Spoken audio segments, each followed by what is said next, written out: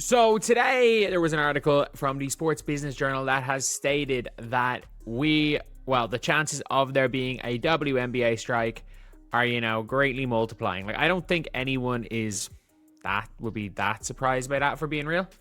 I don't think anyone would be, like, when it's all said and done, I don't think anyone would be, at this stage, would be that surprised. I think we would have been shocked if there was a strike. That's not speculation anymore. According to Sports Business Journal, WNBA team executives league-wide are now actively preparing for a work stoppage, not discussing it as a possibility, not gaming out scenarios, preparing, as in, this is happening, and here's what makes this absolutely wild. Just 3 months ago, the idea of a WNBA strike would have seemed insane. The league just signed a massive media rights deal. Caitlin Clark brought unprecedented attention. Ratings were through the roof. Everything was finally working. But now we're in the final weeks of CBA negotiations. And both sides have their heels dug in so deep that a complete season cancellation is on the table. The Players Union authorized a strike with a 98% vote back in December. The league has reportedly made what they consider their final offer. Maximum salaries over $1.3 million. Average salaries at $503,000. And a revenue-sharing model that eliminates the hard cap. On paper, that sounds pretty good, right? But the players are calling it a slap in the face. I wonder how many of the 98% actually are okay with a strike. Like, everyone says, 98% said yes, so therefore they're all okay with a strike. I wonder. They're obviously saying that because they have to, they have to show a united front. But, like, I wonder how many of them are actually okay with a strike. As I say, no firm strike decision or date has been solidified. The Players Union on Thursday would not confirm any strike scenario, while WNBA officials denied the comment. But sources said team executives league-wide are anticipating a work stoppage and are bracing perhaps a delay in the season. Although there's been intermittent verbal sparring for months, CBA talks remain active and largely civil until this latest development. Here's where it gets complicated. The league is offering the players 70% of net revenue. Sounds generous, but the Players Union did the math. And that 70% of net revenue translates to roughly 15% of gross revenue. And that gap, that massive difference between net and gross, that's where this entire negotiation is falling apart. The players want their revenue share calculated from gross revenue, which includes expansion fees. The league is saying absolutely not. Those expansion fees cannot be included. And honestly, the league has a point here. When Portland paid $125 million for an expansion team, that money doesn't just appear as profit. Every single existing team's share of TV revenue gets diluted. Their share of league sponsorships gets diluted. That expansion fee exists specifically to offset that dilution. But here's what the players are seeing. The league is about to collect $250 million in expansion fees from Portland and Toronto. And none of that money is being counted in the revenue pool that determines their salaries. From their perspective, the league is hiding a massive chunk of income behind accounting semantics. Negotiations. And like that just shows, like, there are situations where I'm like, the players actually have no idea. The players actually have no idea. The expansion fees are, again, to offset the dilution in TV revenue, in sponsorship revenue. And it's madness. For me, it's absolute madness, like, seeing some of these things in the league where I'm like, how is it not, like, how do you come to these numbers by including expansion fees and everything? So yeah, no shit, if you're going to add 200, if you're going to add a quarter. Let's talk about what the league has actually conceded, because it's not nothing. They've agreed to eliminate the hard salary cap, which is huge. That means teams like Indiana, who are printing money off Caitlin Clark, can actually spend that money on keeping their roster together. They've agreed to a revenue-sharing model where salaries grow as the business grows, so players benefit directly from league success. And here's the part that should matter.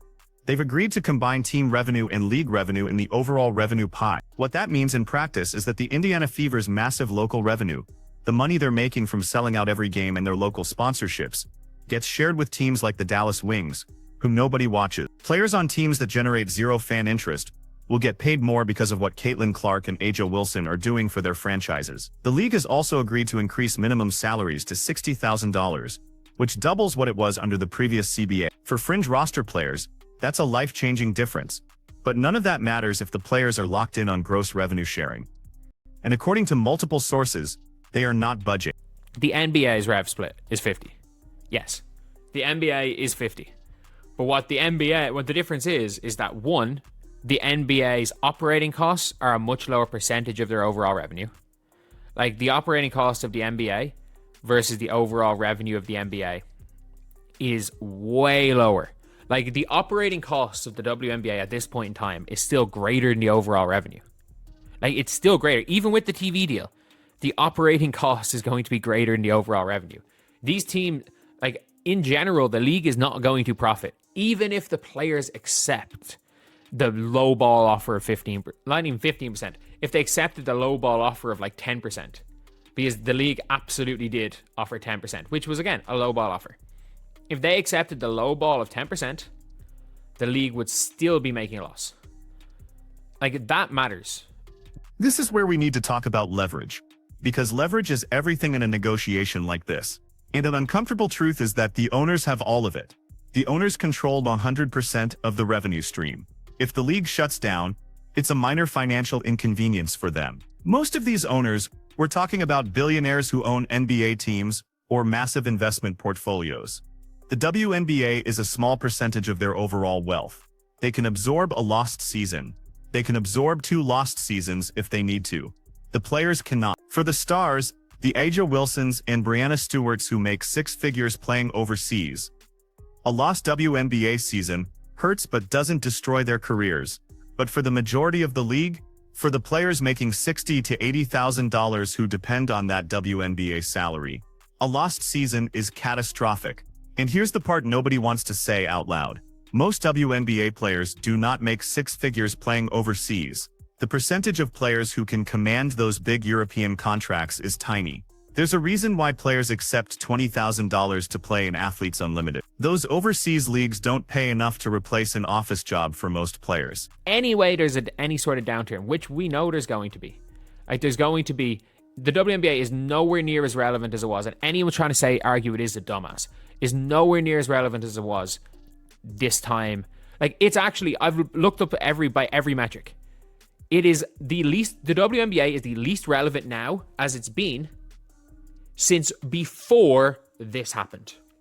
As in, remember that WNBA season where Caitlin Clark wasn't even in the league yet?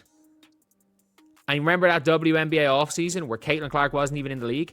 The WNBA was more relevant at all of those times. Why? Let's game this out. If negotiations collapse and the season gets delayed, if we're looking at a shortened 40-game season starting in June, the league probably survives that. It's a mess. It kills momentum, but it's recoverable. But if this season gets canceled, if there's no WNBA basketball in 2025, the league is not coming back. I know that sounds dramatic, but think about where the WNBA is right now in terms of relevance. By every metric, social media engagement, search traffic, general media coverage, the WNBA is at its least relevant point since the spring of 23. That sounds crazy given the Caitlin Clark boom, but it's true. Right now, there's no draft hype. There's no training camp buzz. There's no storylines building. The 2023 offseason had more engagement than this one because people were anticipating Caitlin Clark, Angel Reese, and Cameron Brink entering the league. The 2024 season worked because of Caitlin Clark. Not just her play, but the anticipation of watching her every night. The rookie rivalry with Angel Reese. The playoff push with the Fever. That narrative drove everything. Without that, without basketball actually being played, the casual fans who showed up in 2024 are gone. They're not coming back after a canceled season. Absolutely preparing to strike. And again, if the strike lasts past, let's just say, I'm trying to think off the top of my head when like it can last till this. If the season starts in June and is a lockout shortened season to 40 games and the season ends a bit later, I think it'll be okay. Because again, the problem is like that will still have to be done because all the players are Team USA stuff in March. Like I don't know when that will what that will end up doing. I don't know how long it'll take for that to happen, but like if that does happen, the league's okay. But like if this season gets canceled, here's what kills me about this entire situation. The players are not going to get a bad deal no matter what happens. Even if they accept what they're calling a lowball offer, Even if they settle for 15% of gross revenue instead of the 20 or 30% they want, it's not a bad deal. If the average salary goes to $500,000, which is what the league is offering right now, that's not a bad deal. If it goes to $800,000 over the next 7 years, which is absolutely possible under the league's proposal, that's an incredible deal for a league that's never turned a profit. And that's the thing people keep ignoring. The WNBA still loses money. Even with the new TV deal, even with the Caitlin Clark bump, the league's operating costs exceed its revenue. If the players accepted 10% of gross revenue tomorrow, the league would still operate at a loss. That mattered. That genuinely matters, because at some point this league has to be profitable, or the owners walk away. The league's not coming back. And I think everyone needs to realize that. Like, the league is not coming back. If this season is cancelled, it's over. It's over for all of them. And if you are a fringe WNBA player, go onto Indeed.com and start applying for jobs if there's going to be a strike. If you're a fringe WNBA player, go pick up a microphone and start trying to become like a small scale start a basketball podcast talking about the damn NBA, and then pray that, you know, a network will pick you up or something. Try and figure out whatever your career is going to be, because if there's no WNBA if you are a fringe WNBA player, your career is not going to be basketball. I will tell you that for a fact, because this league is not going to exist, and those teams in Europe don't pay a lot. As somebody who has been kind of around teams where I've seen what some WNBA players have had, the deals they've had to take when they played in Ireland. Yeah, some of them are not great. Yes, if you're playing for Fenerbahce or something, yeah, you're making good money. But like, again, there's a reason why players take $20K to play in AU over some of these leagues. Anyway, I'll see you guys. So here's where we are. The union has set up player hubs in multiple cities across the USA and in Spain, so players can train and stay ready regardless of whether there's a league to play in. That's not posturing. That's preparation for a prolonged work stoppage. Team executives are telling Sports Business Journal they're anticipating a strike that could extend deep into the season, possibly as late as June. The players' union won't confirm a specific strike date, but they're also not denying it. The WNBA officially declined to comment, which tells you everything you need to know about how serious this is. And here's what nobody's talking about. What happens to the fringe players if this season gets canceled?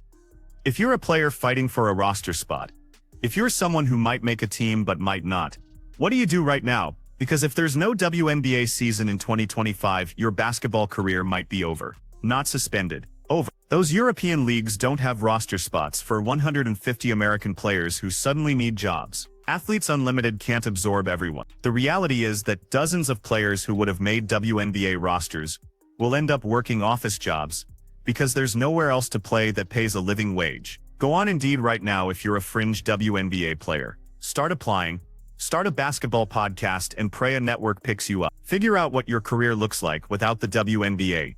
Because if this strike happens and the season gets canceled, that league is not coming back, which means your playing career is done. Think about what's at stake here. The WNBA just had its best season ever. Attendance records shattered, ratings through the roof, national media attention, corporate sponsors lining up. Everything the league has been working toward for 25 years finally materialized in 20, and now, because both sides refuse to blink, all of that momentum could evaporate. The league thinks the players will cave because they need the WNBA more than the owners do. The players think the league will cave because canceling a season after the Caitlin Clark boom would be business suicide. Both sides are betting that the other will blink first. But what if nobody blinked? What if we get to May and there's still no deal and the season just doesn't happen? The owners lose some money and some credibility, but they'll be fine. The players lose their careers, the fans lose the league, and all the progress made in 2024, all the mainstream acceptance and cultural relevance, it all disappears. Here's what makes this so frustrating. This is a solvable problem. The gap between what the league is offering and what the players want is not insurmountable. We're not talking about fundamentally incompatible positions. We're talking about percentage points and accounting methods. This should be negotiable, but it requires both sides to actually negotiate, to give ground, to compromise. And right now, neither side is willing to do that. The league is saying, take it or leave it. The players are saying, we'll strike if we have to. And everyone's acting like they have all the leverage, when the truth is that if this deal falls apart, everybody loses. So the question is, who blinks first? Does the league come back with a better offer when they realize the players are serious about striking? Do the players accept a deal that's good but not great when they realize the owners are willing to cancel the season? Or do we actually get a work stoppage that destroys everything the WNBA built in 20? My prediction? This gets resolved in the final 48 hours before the season is supposed to start. Both sides will push it to the absolute brink. There will be a dramatic last-minute negotiation, and we'll get a deal that nobody loves but everyone can live with. That's how these things usually work. But if I'm wrong, if this actually results in a canceled season, the WNBA as we know it is done. The casual fans won't come back. The sponsors will redirect that money elsewhere. The momentum is gone, and in 5 years, we'll look back at 2024 as the peak. The moment when the WNBA finally broke through, right before the players and owners destroyed it over a revenue-sharing formula. So what do you think happens here? Do the players have the leverage they think they have? Or are they about to learn a very expensive lesson about negotiating from a position of weakness? Drop your prediction in the comments because this is either getting resolved in the next few weeks, or we're about to watch the WNBA implode in real time.